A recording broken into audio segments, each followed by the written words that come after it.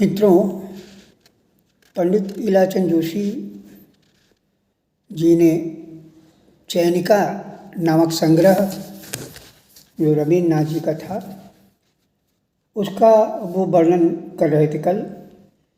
आज उसके आगे की देखिए किस तरह से उन्होंने उसके चयनिका की तारीफ की है। उन्होंने कहा कि जिल्द की मोड़ पर कीमती किस्म के शायद मोरक्को लेदर की बंधाई बहुत अच्छी खिल रही थी।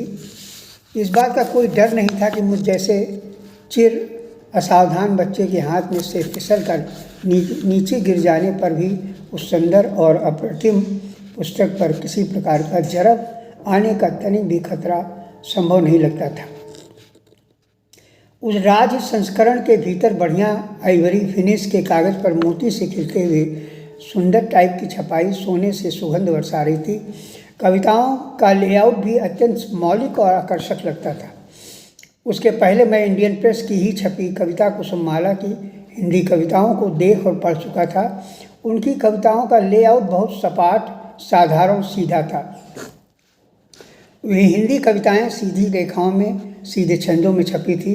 तत्कालीन बंगला भाषा के काव्य ग्रंथ भी मैंने देखे थे, वह भी सीधे या लंब रूप में छपा करते थे। पर चयनिका से मैंने देखा कि कविता के एक छंद के बाद दूसरा छंद सीधे लंब के रूप में न होकर तिर्यक रूप में छपे हुए थे। अर्थात एक छंद दाईं तरफ और दूसरा छंद बाईं तरफ एकदम बाएं कोने में होता था। यही गति बराबर सारी कविता में चली जाती थी। इस प्रकार उक्त सभी विचित्रताओं के लिए हुए रवीन्द्रनाथ का प्रथम चयन मेरे हाथ में आया। सबसे भले की बात यह है कि पुस्तक खोलने पर सबसे पहली कविता जो मेरे सामने आई उसका शीर्षक था निर्झरेर स्वप्न भंग। मैं पहाड़ी बच्चा, झरनों से स्वभावतः तनिक भी अपरिचित नहीं था, बल्कि ये कहना अधिक उचित होगा कि शुद्ध कविता का जो प्रतीक अज्ञात में ही मेरे मानस लोक में मैं अपना मूर्त चिन्ह छोड़ चुका था, वह निर्झर के रूप में ही मेरे भीतर सब समय लहराता रहता था और वह चिन्ह आज भी उसी रूप में मेरे अंतर में अंकित है। इस लंबी कविता को मैंने अपने ही दिल लगातार 3-4 बार पाठ करता रहा और उसके भीतर के भाव, प्रवाह, ताल बेताल गति और उसी निर्झर गति से मेरे अंतर का ताल मेल बिठाता हुआ अनुपम शब्द झनकार, प्राणों की गुदगुदाहट धीरे धीरे किसी अनिवर्चनीय रहस्यमूलक प्रक्रिया से घुल मिलकर क्या क्या मधुर और मोहक माया जालों की रचना करता जा रहा था, यह आज मैं बता नहीं सकता।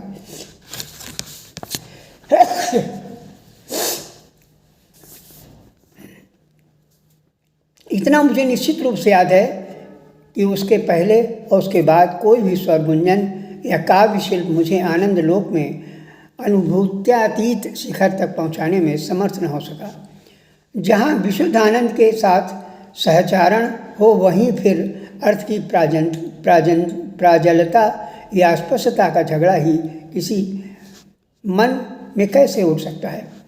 उस कविता को उस वर्ष के बाद फिर कभी एक बार भी मुझे पढ़ने का सौभाग्य प्राप्त नहीं हो सका, परंतु वह सारी की सारी कविता आज भी मुझे मुखाग्र की तरह स्मरण है। जब कभी मेरे मन में किसी कारण से कोई काव्य मूलक अनुभूति जग उठती है तो मेरे अंतर में रवीन्द्रनाथ की वही कविता अनिवार्य रूप से उथल पुथल करने लगती है। वह अमिट प्रतीक मुझे ऐसा लगा कि अगले जन्म में भी कभी मिट नहीं पाएगी। तुलनात्मक दृष्टि से जब कभी उस पर आज मैं गंभीर रूप से विचार करने बैठता हूँ तो लगता है वह कविता अपने आप में उच्च कोटि की नहीं है, फिर भी मेरे सौभाग्य से मेरे लिए कविता मेरे साहित्यिक जीवन के गति निर्देशन के लिए एक अत्यंत महत्वपूर्ण प्रतीक बन गई। जीवन में ऐसा परम मंगलमय क्षण कभी कभार महावरदान के रूप में आता है। वर्षों बाद आज भी जब कभी मैं उस कविता की पंक्तियां का पाठ मन ही मन करने बैठता हूं तो मेरे अंतर के कण कण में एक अत्यंत रोमांचक स्पंदन मेरे संपूर्ण अंतरात्मा को एक अलौकिक आनंद की अनुभूति से रोमांचित कर देती है। अब मेरे झरने के उद्गम की ओर अंधेरी गुफा के से विश्वव्यापी जीवन के सूर्य के प्रकाश का जो आकस्मिक टकराव है हुआ, उसके फलस्वरूप वास्तव में निर्झर के प्राणों में उतना नहीं जितना कि कवि के बद्ध प्राणों में अंतर्निहित ब्रह्मानंद में विस्फोट के कारण असंख्यित फूल झाड़ियों अनगणित आलोक धाराओं की अपूर्व उल्लास तरंगे उद्भाति उठी।